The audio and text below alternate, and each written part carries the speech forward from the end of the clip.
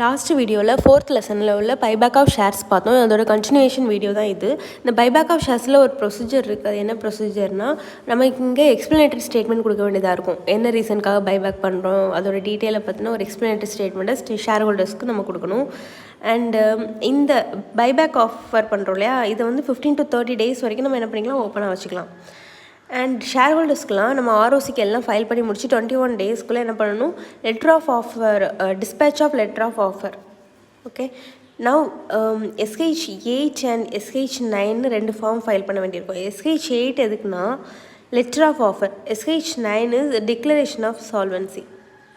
And இந்த வந்து இந்த பைபேக் எல்லாம் க்ளோஸ் பண்ணி 15 daysக்குள்ளே அதோட வெரிஃபிகேஷனை கம்ப்ளீட் பண்ணிடணும்.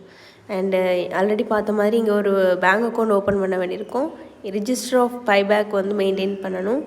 அண்டு இங்கே SH10 ஃபார்ம் ஃபைல் பண்ண வேண்டியிருக்கும். பெனால்ட்டி வந்து 3 lakhsலேருந்து இம்ப்ரிசன்மெண்ட் 1 year வரைக்கும் இங்கே அப்ளிகபிள். இதுதான் பைபேக் ஆஃப் ஷேர்ஸோட ப்ரொசீஜர்ஸ்.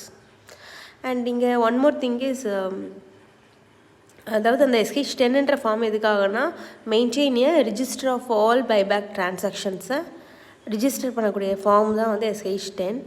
அண்டு இங்கே என்ன பண்ணுவோம், நம்ம CRRக்கு ட்ரான்ஸ்ஃபர் பண்ணணும். அந்த சேம் நாமினல் வேல்யூ இருக்குல்லையே, நம்ம பைபேக் பண்ண அமௌண்ட்டை வந்து கேபிட்டல் ரிடம்ஷன் ரிசர்வில் கொண்டு நம்ம என்ன பண்ணணும், ரெக்கார்ட் பண்ணணும் ஃபைனலாக.